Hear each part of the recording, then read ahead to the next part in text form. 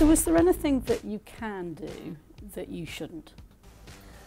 Well, I'd like to think not. I mean, obviously technology has, has limitless bounds in some sense, but we're all bound by some moral code and ethical code and fair business practice, and the same applies to politics.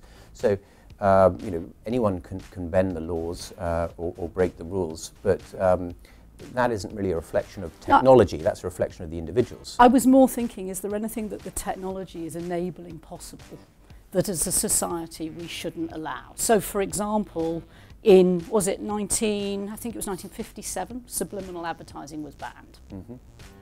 Is there anything akin to that in the data analytics techniques that you see developing that we should be thinking about regulating?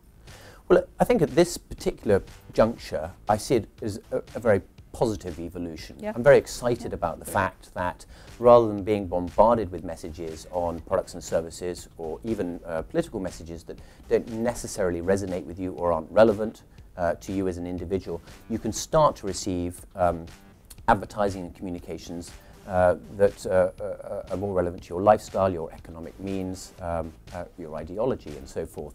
So I think that is positive. It's positive for the consumers or the voters. They get a better, more targeted experience. It's clearly better for the brands or the political parties because they get a return on investment is improved. But I think obviously you have to be careful that it doesn't become intrusive. At the moment, the data that's being used is fairly benign. Companies like ours are modeling consumer and lifestyle and transaction data. You know, what cars you drive, what magazines you read. This is not necessarily the sort of data that most people would feel made them vulnerable or left them exposed in some sort of way.